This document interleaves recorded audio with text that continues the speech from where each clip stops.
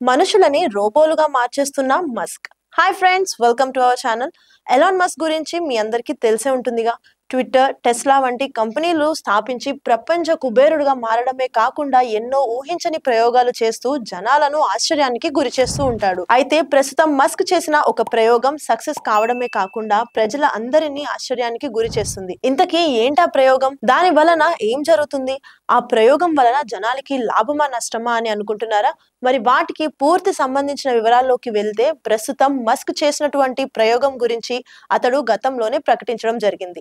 కాకపోతే ఇప్పుడు అది నిజం అవడంతో ఇదెలా సాధ్యపడుతుంది అని అందరూ అవాకవుతున్నారు. అదే మనుషుల్ని రోబోలుగా మార్చడం. అవును, మీరు విన్నది ఇంచుమించుగా నిజమే. దీని గురించి పూర్తి స్థాయిలో చెప్పాలంటే, మనిషి మెదడులో మస్క్ చిప్ ని అమరుస్తారు.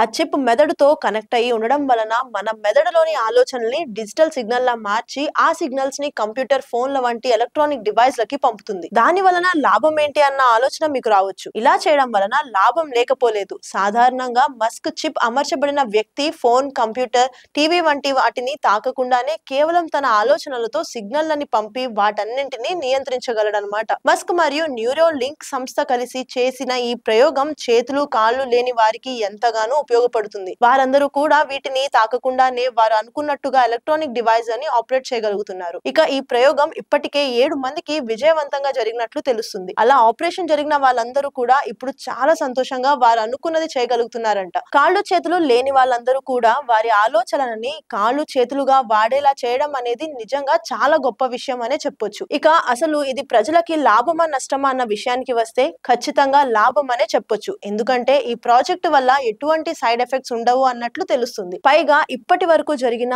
అన్ని ఆపరేషన్లు సక్సెస్ కావడమే కాకుండా అలా చేయించుకున్న వ్యక్తులందరూ కూడా ఆనందంగా ఉన్నారు. కాకపోతే ఇది తక్కువ ధరలో చేయడం అనేది అంత అవలీలగా అయ్యే పని అయితే కాదు. అయినప్పటికీ పక్షవాతం వచ్చి మరలా సాధారణ జీవితం గడపాలి అనుకునే వారికి ఇది ఒక వరంలా పనిచేస్తుంది. అందుకే దీనిని కొన్ని వేల మందికి ఎలా అయినా అందుబాటులోకి తీసుకెళ్లాలి అని మస్క్ మరియు అతని సంస్థలు పనిచేస్తున్నాయి. చూద్దాం మరి ఆ విషయంలో ఏం జరుగుతుంది అనేది. మరి మీకు ఈ మస్క్ ప్రయత్నం ఎలా అనిపించింది? దానిపైన మీ అభిప్రాయం ఏమిటి అనేది కింద ఉన్న కామెంట్ సెక్షన్ లో తెలియజేయండి. అలాగే ఈ ఇన్ఫర్మేషన్ మీకు నచ్చినట్లయితే మా ఛానల్ ని సబ్స్క్రైబ్ చేయడం మాత్రం మర్చిపోకండి. Thanks for watching.